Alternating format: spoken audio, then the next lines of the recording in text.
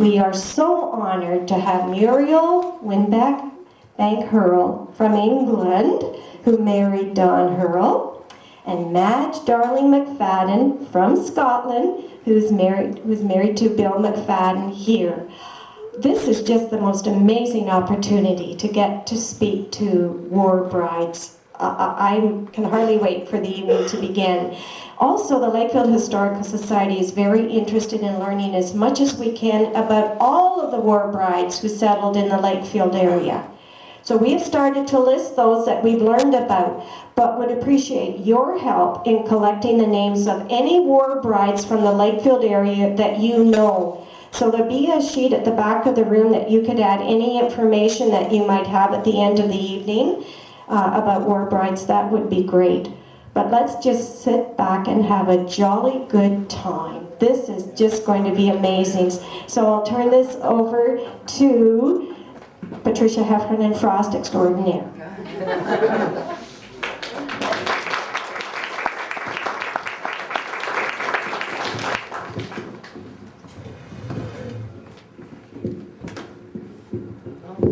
Oh, that's what happens when somebody's short. That's uses okay. it first. Okay. You ladies look very calm, and I think if we did the hand test, mine would be the only one that was jiggling tonight. I'm just going to open up here by setting the stage a little bit with just an excerpt, a word of welcome from a book that Muriel brought tonight, which you can see over here at the end of the evening. It was a book that was written and given to war brides coming from the British Isles. It was put out by the Department of National War Services, by the Women's Voluntary Services Division. And I thought it was kind of a fitting way to open the evening. A word of welcome.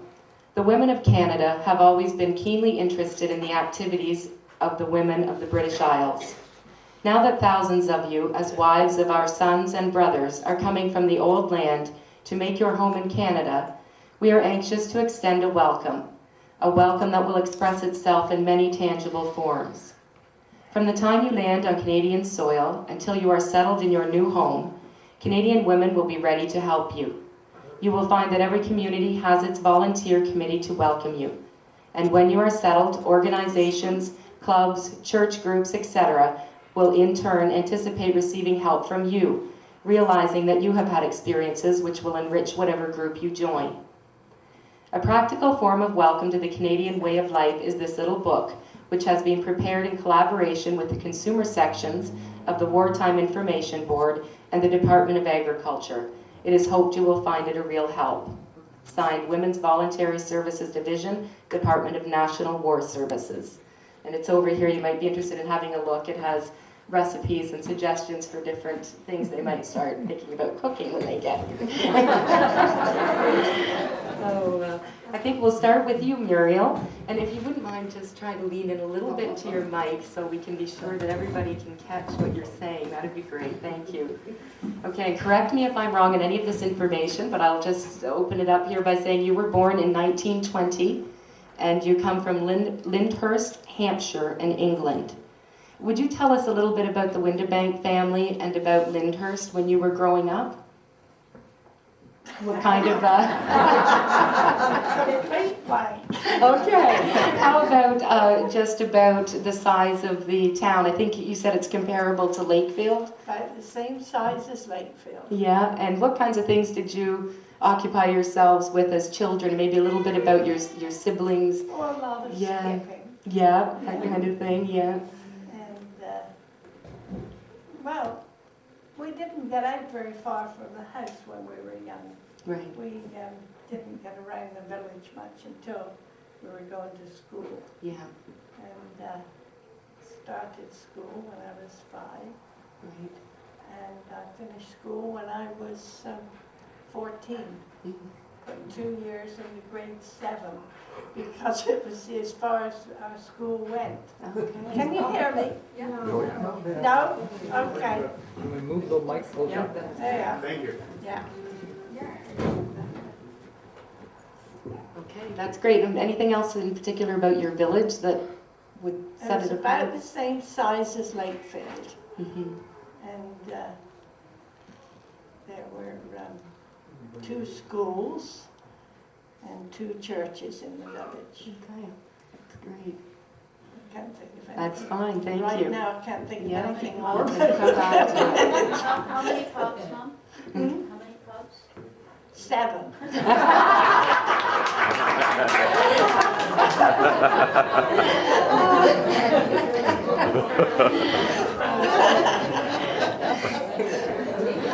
Okay, thank you very much. Madge, you were born in 1928, is that correct? And, no, 27, sorry, 1927. Can you tell us a little bit about the Darling family? Anything that comes to mind you think we might be interested in knowing? And Allenton is the name of the village you came from? Yeah. Was Allenton comparable to Lakefield in size? She's got me beat. Her place was only half that size. Is that right? It was only about 4 stores, wasn't it? About 4 stores in it.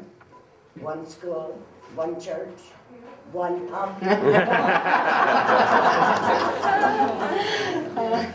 It was a fairly quiet village. Yeah. We didn't go out much. Okay.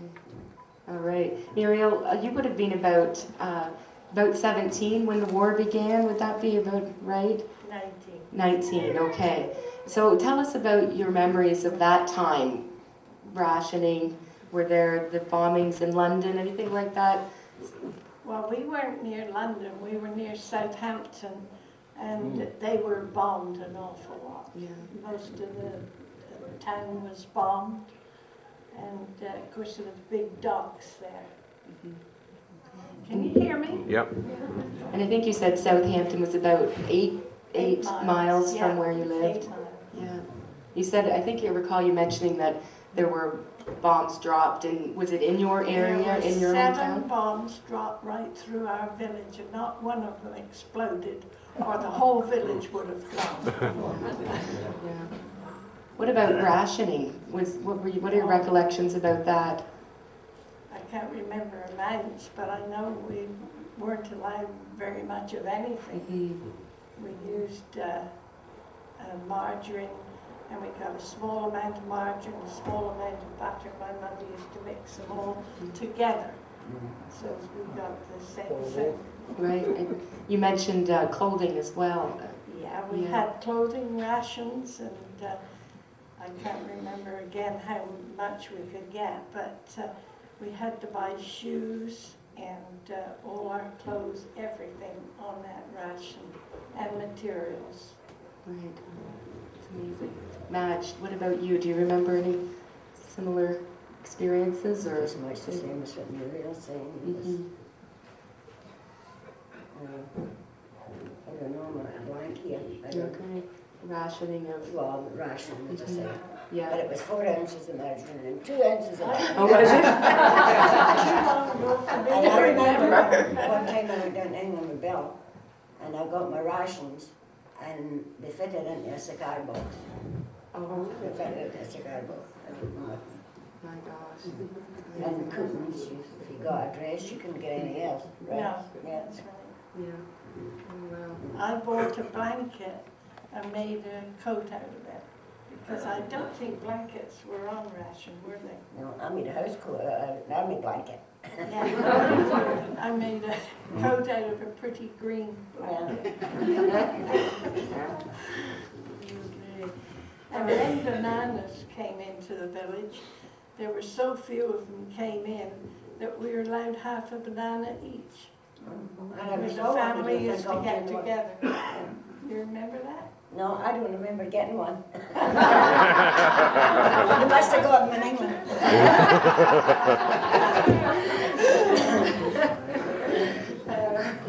Okay, Madge, I remember you mentioning something about the women's groups in your village. Can you tell us a little bit about those? There was the women's group, and they used to have concerts and that, and there was soldiers billeted at an old distillery, and they used to invite them up for concerts.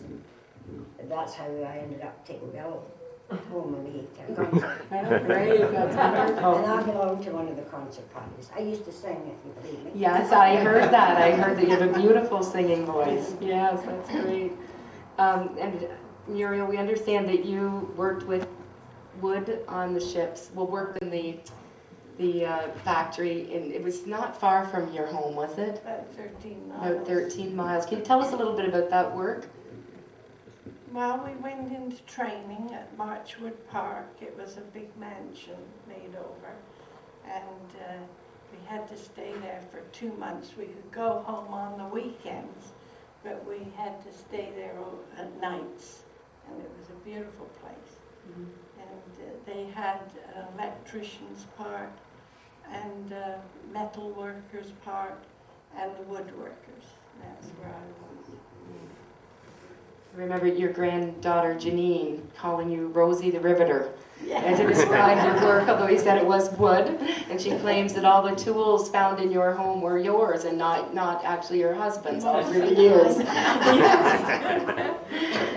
And Madge, you worked as well before you came over to Canada. Yeah, but I worked in the ladies' department. Yes, so that's right. Yeah, I remember you mentioning that as well. Now, it must have taken an enormous amount of courage and planning and preparation to prepare for this big move. Now, how did you deal with that, and how did your family react when they realized that this would be taking place? Do you remember any of those kinds of things? No. Yeah. No, I really don't remember how it all went. Yeah. Anything about your wedding plans and the wedding day? The only thing I remember at my wedding day, it rained heavens hard all day. No. So how old were you when you met Bill? I was only 15 when I met him. 15, that's right. And you were married? Well, I was married the year after I was 17. Yeah, that's right. And then it would have been about 2 years later then when you came to Canada. You were 19 years old, 3 years, yeah. Okay, that's great. Muriel, how about you? Anything you'd like to say about the planning and preparation for the wedding day and how that might be different? A lot of us in this room have never moved from one, further than one side of the bridge to the other. Me. And it's a big enough job planning a wedding without having the momentous. Well, we got engaged in March of 44, and we were given permission to marry on July the 22nd or after, but not before, because he was a Canadian. And he was gone from Lyndhurst in May and went overseas, and he didn't come back until the 8th of February, got into England the next year. And he came to Lyndhurst on the Friday, and we were married on Saturday. We had to go and get wedding ring and permit the license and everything the day he got there. And I understand your best man didn't make it. He was coming. No, my uncle had to take Yeah, over. he was coming from Canada, but didn't quite make the No, mark. he was coming from France. Oh, it was he? He Okay. came over from France, but he went in a different direction. Oh. How about you? Do you remember any sort of reaction from your family, your friends, even your own feelings about possibly leaving home and never returning? Well, he never asked me to marry him. He just said, "Do you want to go to Canada?"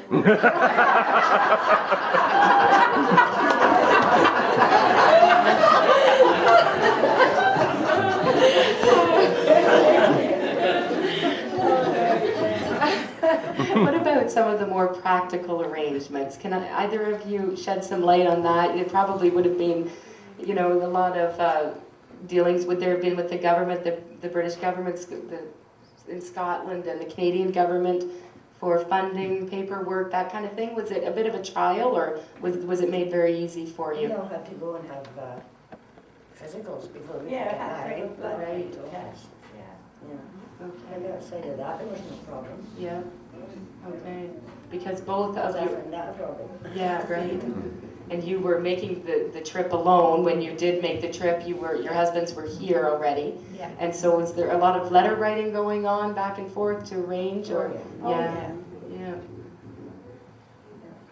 Okay. Have you got the letters? No. Just two.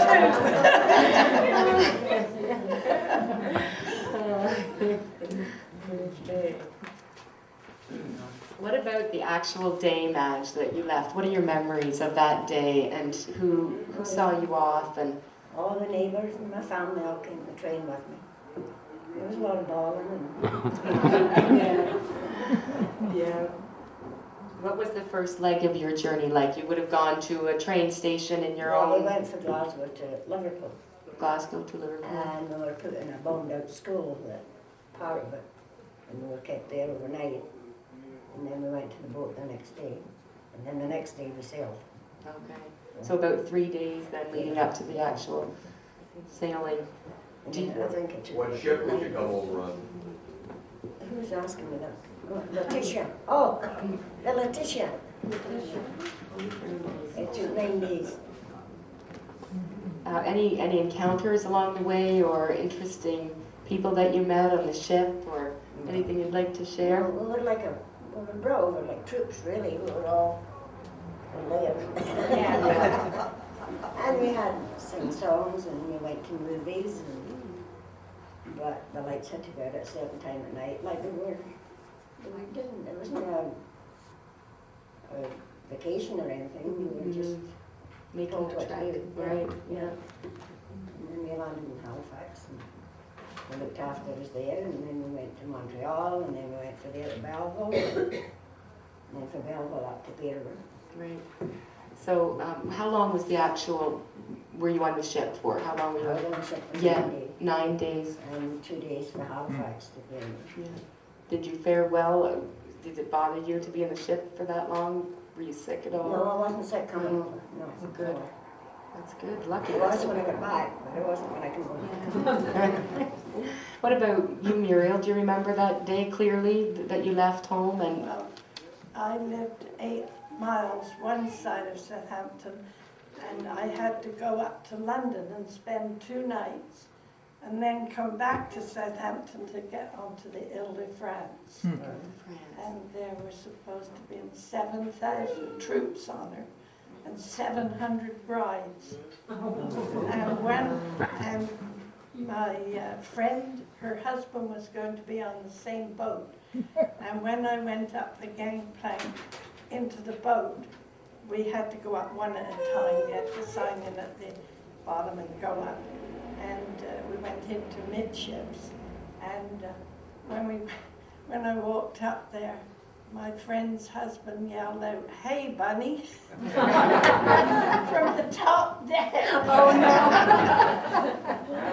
That was my nickname. All eyes were on you then, I'm sure.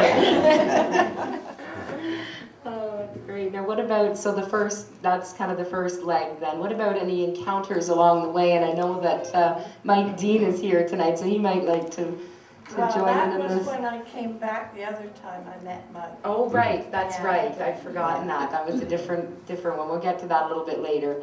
Okay, you said the name of the ship that you were on was you just said? Ile-de-France. Right, okay. And it would be, was it a 9-day? 7 days. Okay, and you fared well on that journey? Didn't No, bother I you? didn't go to the dining room only the first night. I knew we were way down in, and they were 3 bunks high in the part we were in. So I would head up onto the deck where the soldiers were, and some of the girls would go up there, and they brought us up crackers and stuff to eat. We used to have to line up to go for food.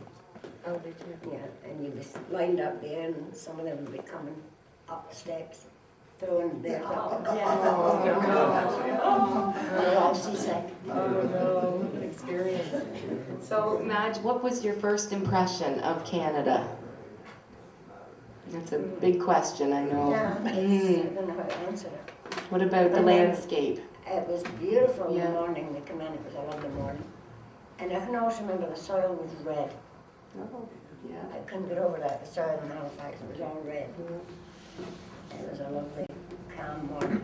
Yeah, and this would have been, just in case people didn't catch it, what it would have been the month of May. Yeah. So, and it was only a couple months before March, so it was March. So you came and there was no snow.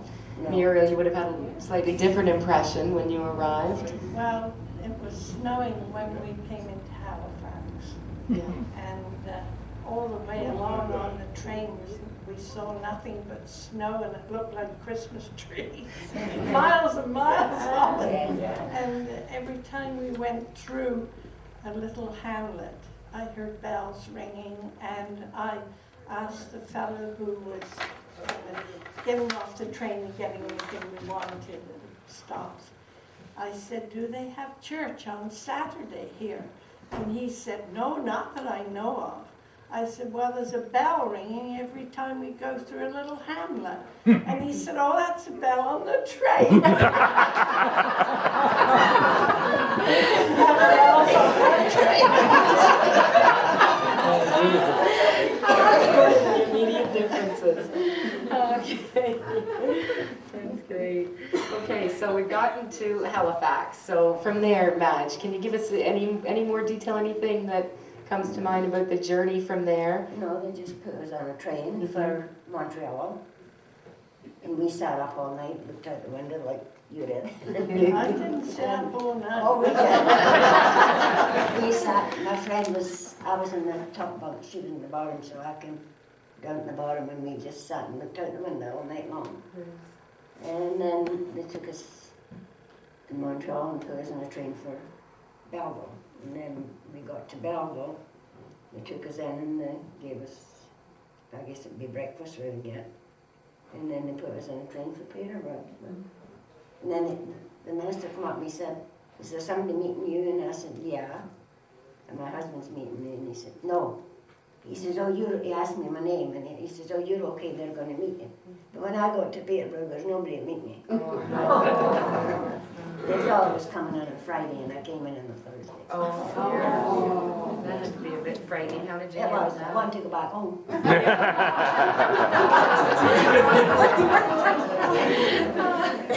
That would be, it sounds like about a 3-week journey then? Like we must be coming up on about 3 weeks there when you think about the 9 days. 9 is 12. Yeah. Yeah, I arrived on the Victoria weekend, I came here. And I arrived. Yeah, it's quite a journey. Okay, Muriel, anything after you arrived in Halifax from there on? Can you give us We some came idea? right through to Toronto. Mm-hmm. I can't think of anything else. Okay. To Toronto, and then from there. Harold Trude brought Don, him and his wife brought Don and his mother up there to meet me. Okay, Yeah. great. And I couldn't believe when we were driving from Toronto, there seemed to be absolutely nothing on at the side. Hardly any houses those days. I remember one of you mentioned even the stretch between Peterborough and Lakefield Yeah, seemed so yeah. barren to you. It was Yeah. hardly anything. Yeah. It's changed a lot. Okay, so.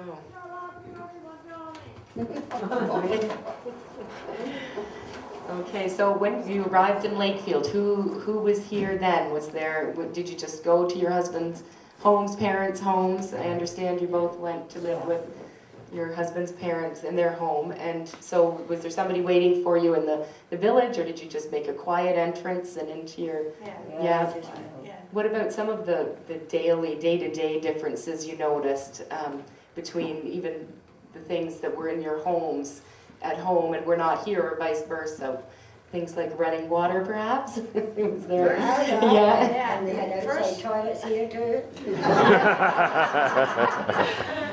That was the first thing. That was the first thing that I noticed. I said to my husband, I have to go to the toilet, and he took me out onto the stoop and down into the shed and away down in the corner. And afterwards I said to him, you didn't tell me you didn't have any inside toilets. He said, you never asked me.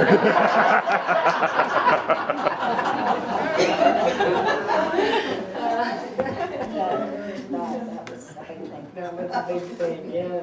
What about the stoves and things like that? We missed the fireplace. Did you? I was scared to death of the big stove. Yeah, you come in and the stove looked like a radio or something. It was a new oil stove, and I thought, there's the fire,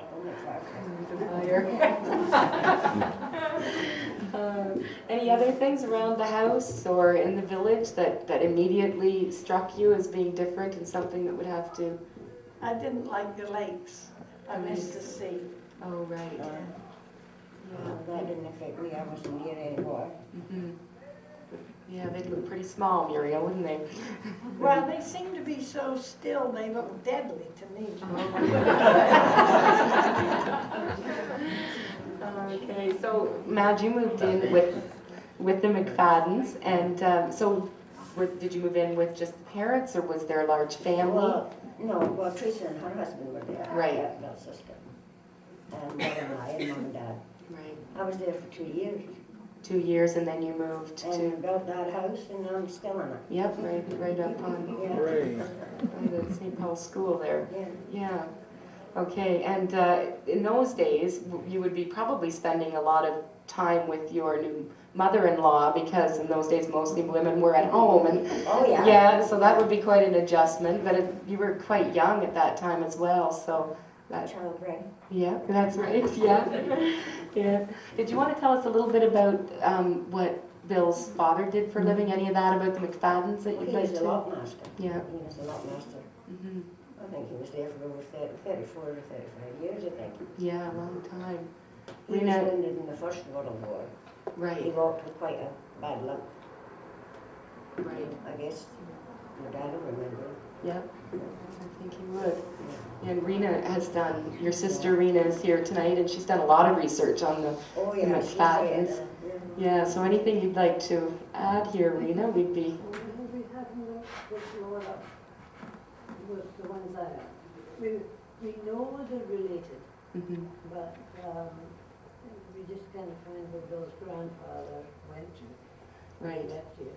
And there is a But we link. grew up thinking they were the only McFaddens in Lakefield, but in actual fact they're related to all the McFaddens up. And the farms outside of, they're all related, it's all the same family.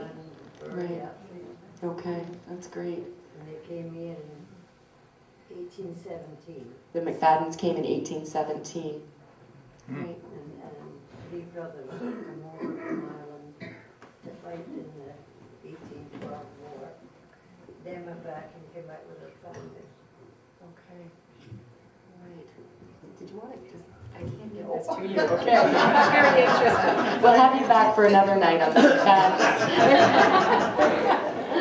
Okay, Muriel, how about you? Can you give us a picture of what you were coming into, the Hurl family? Did you live with the parents, Yes. siblings, and Yeah, just the parents. just the parents? Okay, and you have an interesting story about your mother-in-law as well. She didn't like me. Stole her son. I think she had a picture up on the wall that you found kind of un... Oh, you want me to tell? She had a picture of my husband and his girlfriend. I'm not going to mention any names. And it was right where you came in the front door. It's right on the wall in the front. And his oldest sister said, "I'd make Mum take that down if I were you." I said, "No, I just look at it. When I come in, I say, I got him, you didn't."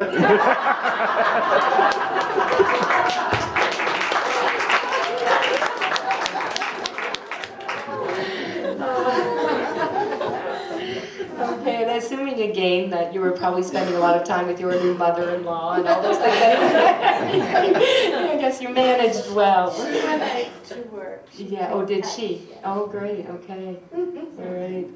Anything else about that section of your life that I've kind of skimmed over that you'd like to? Well, we moved up on to Catherine Street to where the Valences lived.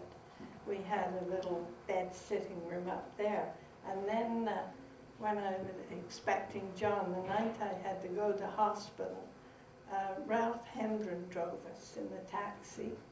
And it was so icy, we thought we were going to have to walk up the hill to Nichols Hospital. Dear. And then his mother talked us into going back there and living because we had John then.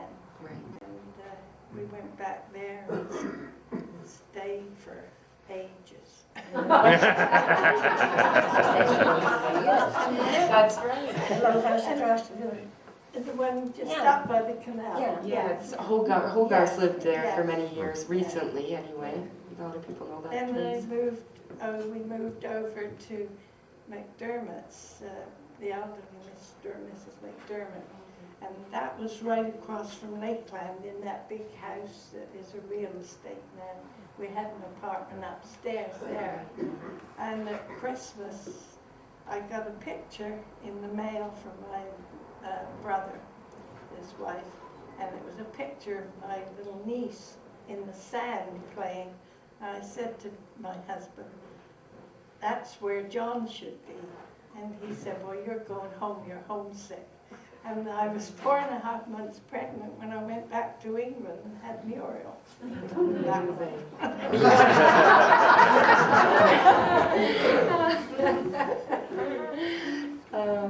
And then, so you stayed there, Dawn came with you and worked? No, he came over afterwards in Okay. October. She was born in August, and he came over in October and worked for the Southern Electricity Board.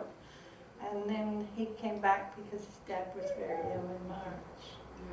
And we kept writing back and forth, and I was waiting for him to come back over because I didn't like it here. And he was waiting for me to come back, and finally, I stayed there 2.5 years. And finally, he wrote, in 1951, he wrote and said, would you please come back over? So I said, well, book me a trip over in 6 months and I'll come. So I came back. You're still here. Yeah. Yeah. That's interesting. Okay. I would have done the same way, by the way. You'd never dragged me away from home in the first place. That's great. Okay, Madge, what about that section? We covered what you'd like to talk about there, moving to Lakefield and in McFadden's. My family come over here.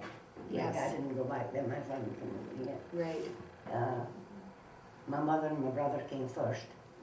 In what, 48? And then Rena and my dad came in 49. Yeah. So we were all here. Yeah. That must have been very nice for Well, it you. was. Yes. Kept you from being homesick. Yes, I'm sure it did. Okay, so what about your own children and here? Can you tell us then how your family's developed and? I have 3 years. Kaufman was over there. Yeah. Billy's in bed sleeping because he's got a big shop and he goes to bed at 7. So. Yes. And I have 7 grandchildren and 9 great-grandchildren. Wow, very nice. That's great. Quite a bunch of us. Yeah, sure. Quite a You group. have me beat though, don't you? How about you, Muriel? I have 6 children. I have 13 grandchildren and 10 great-grandchildren. And 2 more great-grandchildren expected this year. Wow, that's great. So does that 13 include, there's a new one that was just born 2 weeks ago, your granddaughter No, that was the Janine? grandchildren.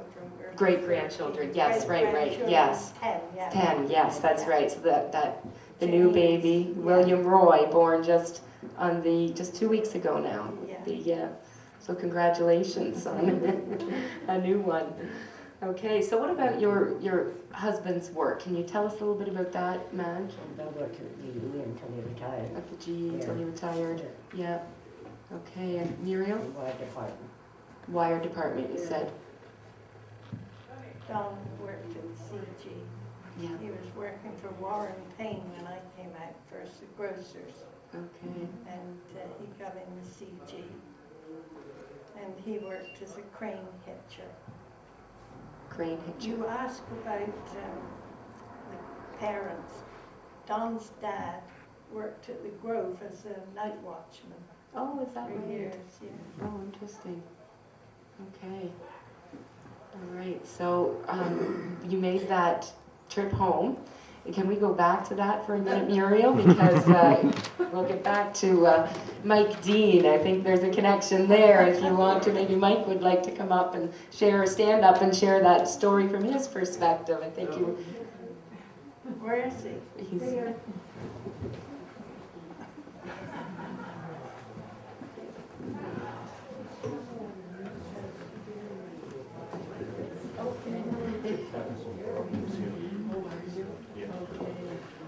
I've been trying to figure out how I met Muriel on the boat. Well, your friend that you came out to, or your sister's friend that you came out to, used to go to bingo, and so did my mother-in-law. And they were talking about us coming over, and they decided we were on the same boat. Boat, yeah. And that's how I first met you. Yeah. You came down to my cabin, we were all sick. That, You brought both the children a toy. I remember that. One was a steamroller. I can't remember what the other thing was. well, I know the kids were sick, that's for sure. Yeah, so You was were. I. You were. Yeah, we all were. You were. You're a little green, to say the least. Yeah. But your cabin was at the optimum position in the boat to make you sick, actually. Oh, it was really rough. It was terrible. Yeah, we could,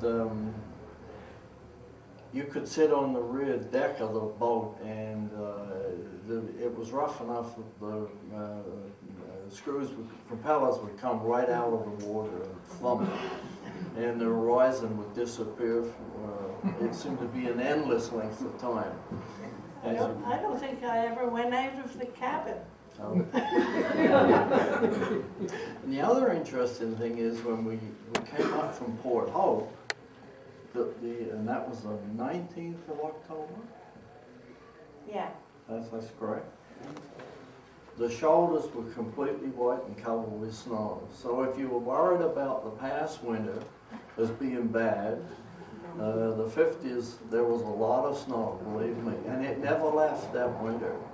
And at the same time, there was, the same date, there was a ring of ice all the way around Clear Lake.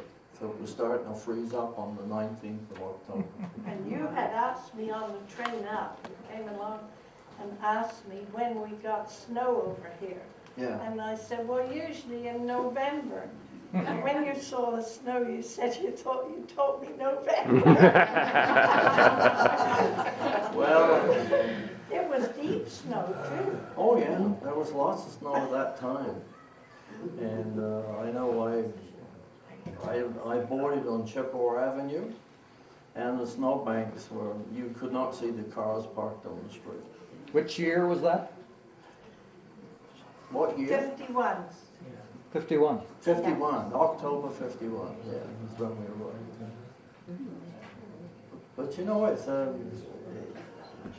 it's funny how you think back on those days, and it seemed just a matter of course just to get on the boat and come here.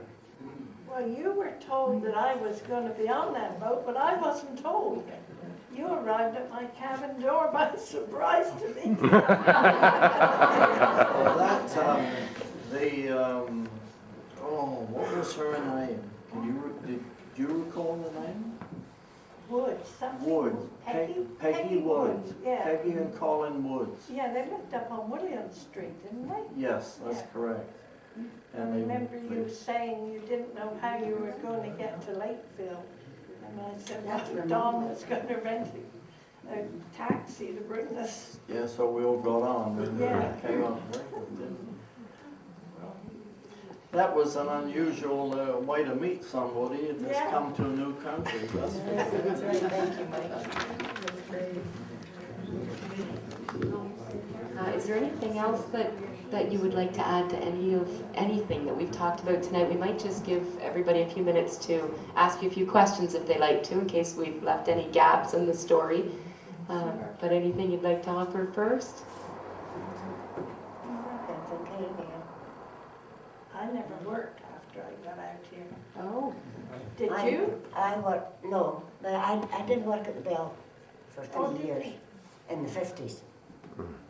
In the 50s, I worked, okay, just for 3 years. right. Actually, I think it was 2 years and 10 months to be exact. Okay. Great. Now we'll have a bit of a finale, but maybe we'll just take 5 minutes here and open it up. If anybody has any questions for either Muriel or Madge. I'd be very interested to hear about your reaction on first hearing the steam whistle on a Canadian train and comparing it to the steam whistle that was on your English trains, which you knew well. Well, it was a lot louder. And the trains were so rough. The first night we were on it, they went in somewhere and shunted, and you just felt like you're going from one end of the berth to the other. They stopped a lot fast, a lot rougher than the English trains. The English trains just come out of the station, you don't know you're moving hardly. And the ones over here were so rough. The reason I asked is that I remember the reverse situation. 5 of us went over, landed in Liverpool, we got off the ship and onto the train, and then it blew its little tiny wee whistle, and we burst into laughter. There was no woo woo woo at all. Okay, I think there was another question over here. Madge, did you have anything to say about? No, not really. No, okay. Is there I was anyone just going here to that's an say- American? Is there anybody here that's American? I'm safe to say this then. This is a joke, maybe I shouldn't tell it. The American soldier was standing on the platform beside the, I can't think what you call him, the guy who goes on the train anyway. And he's conductor. He said to the conductor, "Do you know what we do with these things if we had them, these trains, if we had them in the States?" And the Englishman said, "Well, judging by the way you've been carrying on here, I think you either eat it, drink it, or sleep with it."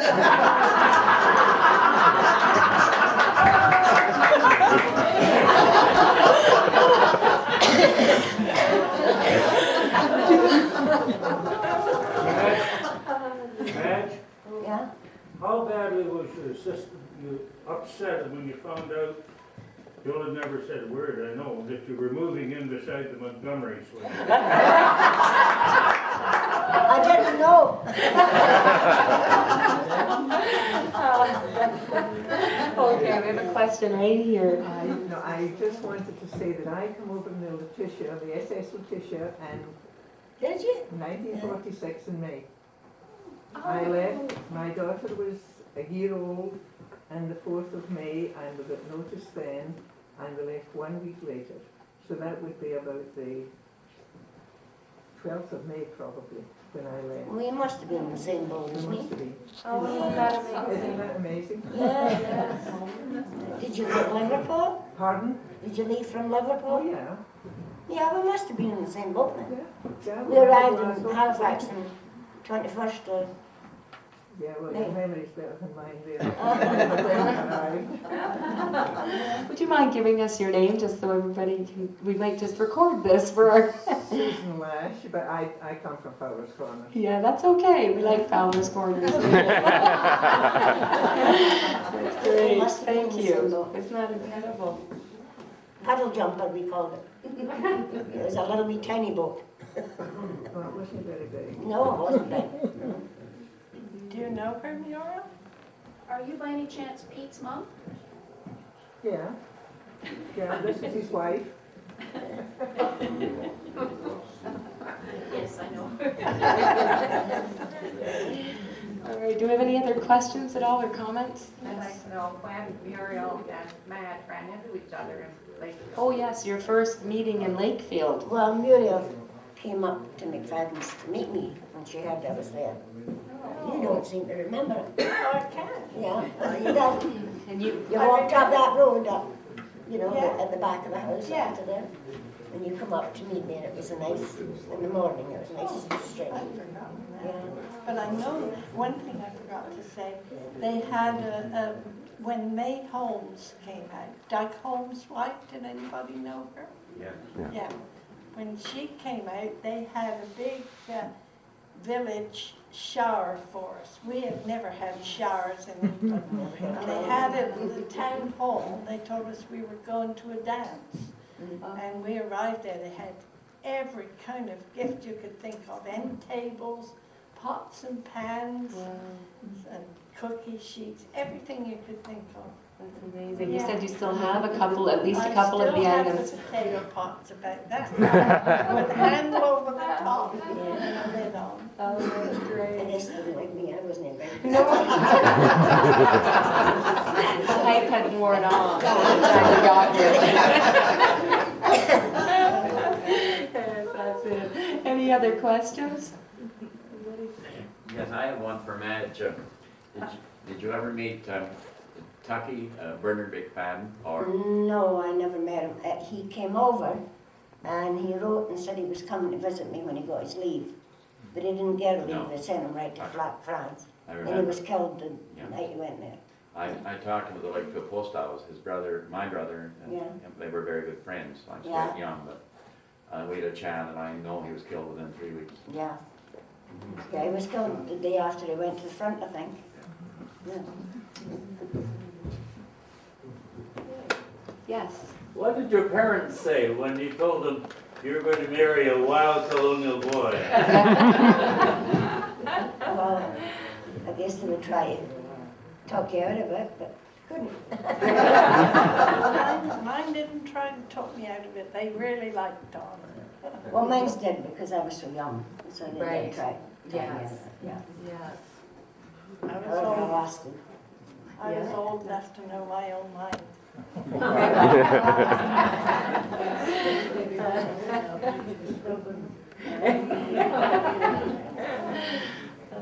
Any other questions? No? Okay. People have been thinking about it, but I just like, if we're ready to close and no one has any other questions, I just want to point out that both of these ladies are musical in their own right. We've mentioned that Madge has been a singer, is a beautiful singer. I'm not going to ask you to sing. Oh, I can sing. You're giving me that evil eye. And Muriel loves to dance and has always loved to dance. And just kind of in honor of the two of them, we have Tom King here tonight, kind of in celebration of these two extraordinary women that we've invited to be with us tonight, who chose Lakefield over 60 years ago. And from that time on, you've graced us all here in Lakefield with because of your courage, I guess, with your adventuresome spirits, your beautiful families, and these stories of love and adventure and settling here in Lakefield. We're so happy to have you here tonight. So in honor of you, we're going to have Tom King play the anniversary waltz. And if everybody could just tell me how you feel about this, would you like to see Muriel and her daughter Pam dance a Viennese waltz?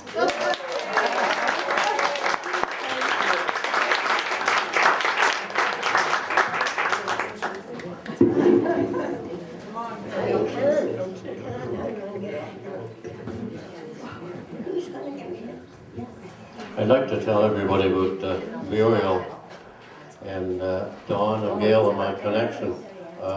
In 1980, we moved up from Prospect Street to Chippewa Avenue. Directly across the road was Dawn and this lady. And right from the start, we had a great understanding. We got along famously. She didn't bother my dog, and my dog never bothered her cats. So, I just thought I'd pass that on. You had a cat too. Yes, we did. I had a black and white cat. I forget what it was called. Esty.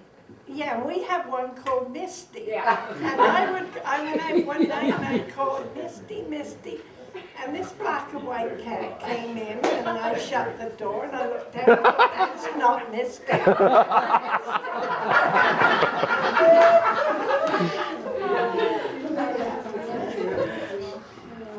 Are you girls ready to go? If anyone would like to join in, go right ahead. Put your shoes on.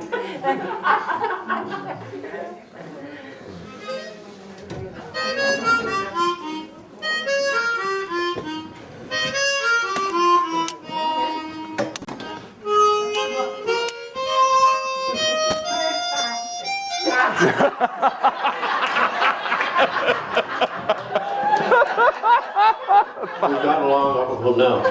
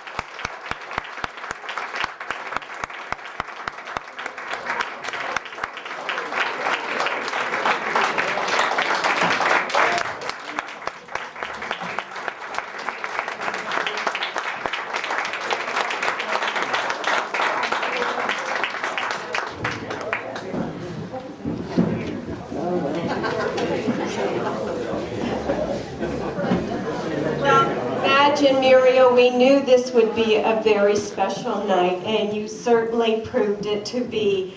What wonderful memories, and Lakefield is so honored to have you as very special citizens of this village. Thank you for coming.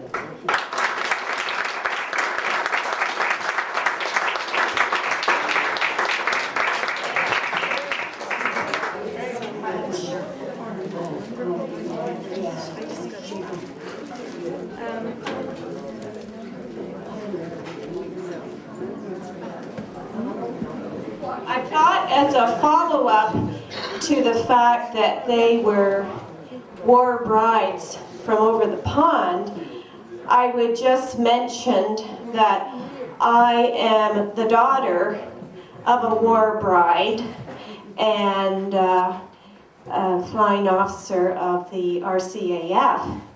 And it certainly wasn't the adventures that Madge and Muriel had, but my father was a Spitfire pilot, and as he was training to fly the Spitfire before he went to England, he was training in Newfoundland, and my mother was a nurse, flying officer, nurse, from near Ottawa, and she had been sent from Brazil, where she had become a private nurse to the ambassador to Brazil. She had graduated from Ottawa Civic, but when the war started, she didn't want to go back to Brayside of 400 people near Ottawa, so she headed off to Newfoundland and started up a hospital there.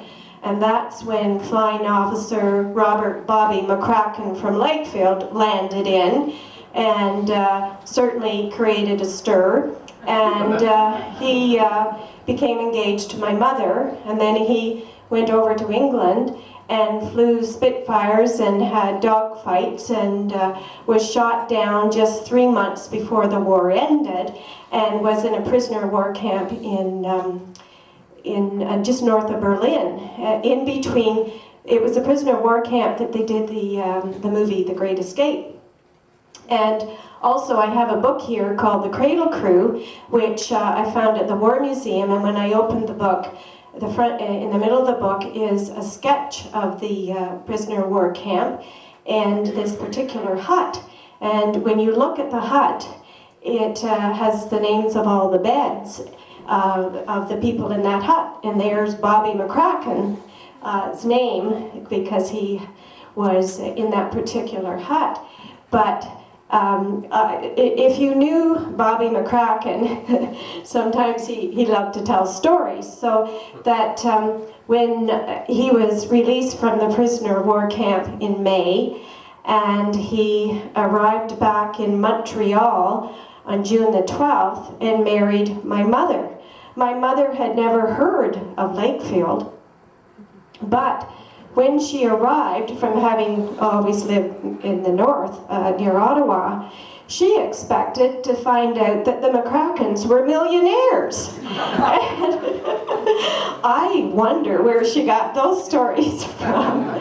But I have a newspaper clipping here where it says, war prisoner weds. Recently returned from service overseas, Flying Officer Bob McFadden of Lakefield and his bride, a nursing sister with the RCAF, are spending their honeymoon at Little Chemong Lake. Flying Officer McFadden was a Spitfire pilot and also a prisoner of war, married his bride in Montreal. She is the former nursing sister Myrtle Eileen Armstrong, RCAF.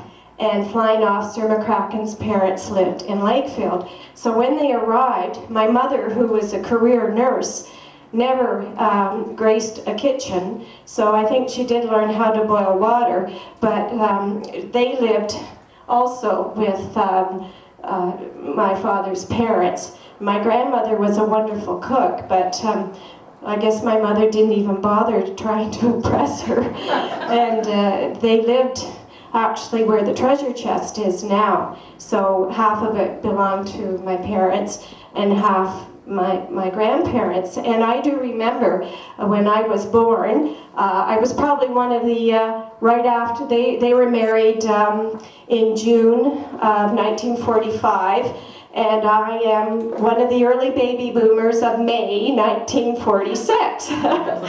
So I do remember when there was the outhouse at the back of the treasure chest. That's pictures of me going through the snowdrifts.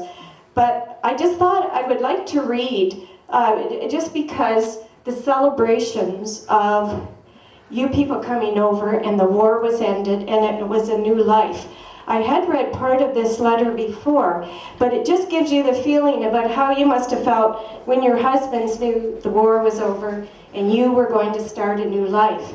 This was a letter that was dated May the 17th, 1945, just after the war had ended, and my father was released as a prisoner of war in Germany. And this letter was written to my grandmother from an English family in Kent. And when my father was in the squadron and setting off from Dover, they would, during leave, go to some of their friends' homes. So he became sort of the adopted son of this family in Kent. And it just makes me think of how all of you must have just felt to be a couple again and a family, and the war was over. So this was written just after my father was released, and it's written from this family in England, and it's sent to my grandmother. May 17th, 1945, Kent, England. My dear Mrs. McCracken, I feel that I must just write a line to say how happy I am to know that my Bobby is safely back in this country. Do you know, I went with my husband down to our club last Friday evening, and there was a British Air Force boy there who had come from a prisoner camp and had met a friend of Bob's. Well, amongst other messages that he sent me, he said that he had made a special call to Bob's squadron on the phone, and they had told him that there was now little or no hope that Bob was alive. Well, I expect you can imagine how I felt. I just walked home in a trance, feeling that nothing else mattered, and just could not sleep all night. And then all Saturday I could think of nothing else. Then on Sunday morning, about 11 a.m., the phone bell rang and my daughter Audrey answered it, and I happened to be sitting in the room. I saw her face go very red, and she just shouted, "Bob!" I could not think for a moment whoever it could be. As you can imagine, the last person I thought of was your dear son Bob, Mrs. McCracken. Well, then she turned around to me and absolutely yelled, "It's Bob, our Bob. He's safe and he's in England. He landed a quarter of an hour ago." Well, do you know, I just could not move from the chair. My legs just refused to function, and when I did get to the phone, well, silly thing that I am, I just cried. I think I can safely say that was the happiest moment of my life, and I am sure my husband and 2 girls would say the same. It was just unbelievable. I still cannot realize it, although he has phoned us and we have talked to him 6 or 7 times. He's coming to see us tomorrow for 2 weeks leave, and then I think he's heading home to Lakefield. Isn't that just too lovely for you, Mrs. McCracken? Although I just dread saying goodbye to him and all of the fun times that we had. I do hope that you get him in time for Mother's Day. We do not celebrate that here, but on this special time, I am going to celebrate. And so it says, I do know that as a mother, you will be so happy that he's coming back. And please keep in touch. And then 2 days later, my grandmother wrote to my father, who was still in England, because she received a call from these people in England. And in the letter, my father was very upset about one thing when he spoke to her, that when he was in the prisoner of war camp, they had taken away his signet ring that Grandma had given to him as a little boy, and he wore that always with his signature. And this is what Grandma said to him. Never mind your ring or watch, dear boy. They're making those kinds of things every day, but they're not making men like you. Not in my eyes anyways. So I thought, well, that was pretty special. So it just brings it all to light. And I'm still looking for those millionaire McCrackens that my father said were.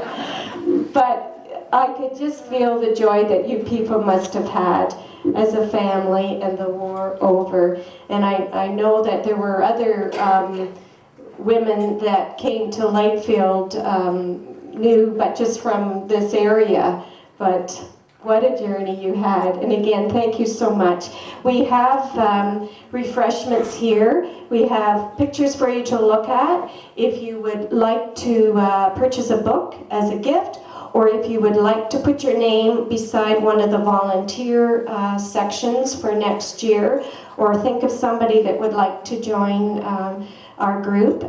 Memberships will be renewed starting in May again.